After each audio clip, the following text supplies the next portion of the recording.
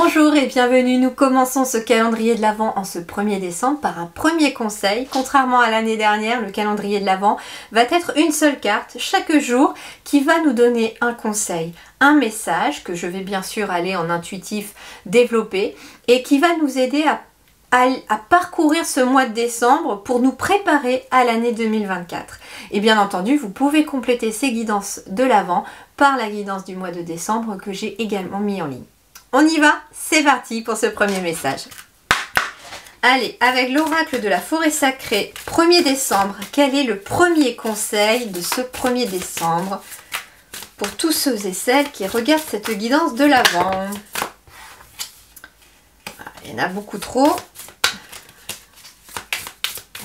Allez, premier conseil, le pouvoir avec le dragon. Et c'est intéressant, on est sur un chiffre 11. Et il y avait trop de cartes à être tombées pour la première fois. Et il y avait quand même la carte du renouveau qui était en tout premier. Je ne les ai pas prises parce qu'il y en avait 5 ou 6 et c'était beaucoup trop. Mais là, on est sur le 11. Le 11, c'est bien un nouveau départ. Le 11, alors déjà le 11, c'est 2 fois le chiffre 1. Donc il y a peut-être des nouveaux départs. Plusieurs nouveaux départs, plusieurs débuts de quelque chose. Alors ça peut être un nouveau projet professionnel, une nouvelle relation, un nouvel état d'esprit, un nouvel état émotionnel qui nous amène en tout cas sur ce cheminement du mois de décembre. Ensuite, la chiffre 11, c'est aussi la carte de la force dans le tarot. Et on a la carte du pouvoir et du dragon. Donc ici, on vous invite à vous connecter finalement à la force qui est en vous, à votre pouvoir intérieur, à reprendre votre pouvoir, si je puis dire aussi. En tout cas, dort à l'intérieur de vous, non pas le dragon, mais peut-être que justement, vous êtes amené à réveiller ce dragon en vous ici à partir de ce début décembre. C'est-à-dire que vous prenez votre pouvoir de vous lancer dans quelque chose de nouveau, de changer les choses, de changer votre quotidien. On vous invite peut-être à avoir une première action qui va vous amener sur le chemin du changement. Je suis pas étonnée, on est le premier, chiffre 1, on tire la carte 11, chiffre 2 fois le 1, et donc on a aussi cette notion de je prends mon pouvoir, je prends ma souveraineté et je décide. On vous dit aussi que si vous voulez que les choses changent, c'est à vous qu'incombe le premier pas.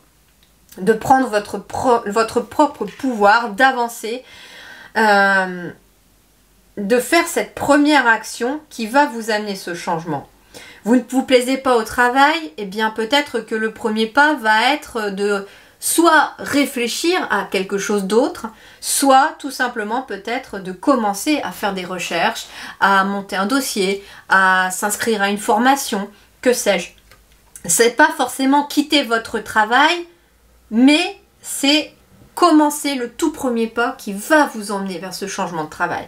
Si vous voulez rencontrer la bonne personne, peut-être que soit il vous est invité, soit il vous est justement de demander d'accepter peut-être une invitation.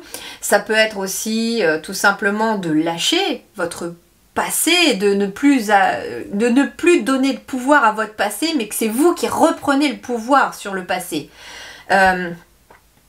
Par exemple, vous avez un ex ou une ex qui cherche à revenir systématiquement, ça tombe à chaque fois à l'eau, ça ne marche pas.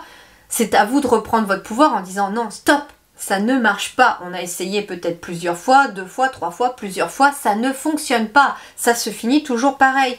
Désormais, je reprends mon pouvoir et je ne laisse plus l'autre me diriger, me donner des ordres. Le pouvoir, c'est vous aussi, c'est le pouvoir de décider.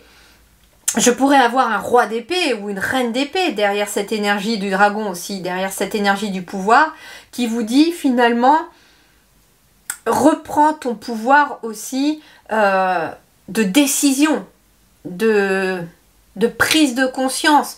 C'est reprends ton pouvoir sur ton mental et sur tes émotions aussi, parce que vous voyez sur cette carte là, on a une magnifique lune Comme si finalement on vous invitait à reprendre aussi votre pouvoir féminin pour certaines ou certains. Oui, je dis certains parce que pour certaines ça peut être reprendre votre pouvoir en tant que femme, bien entendu, mais les hommes aussi ont un pouvoir féminin, ont une partie féminine, c'est-à-dire votre intuition, votre créativité. Donc reprends aussi le pouvoir sur ton intuition. Laisse-la te guider, laisse-la t'orienter. Reprends le pouvoir sur tes émotions. Laisse-les t'orienter, te guider, parce que c'est de là que va commencer ce nouveau départ. Merci d'avoir écouté cette guidance et je vous retrouve très très vite, dès demain, pour le deuxième message.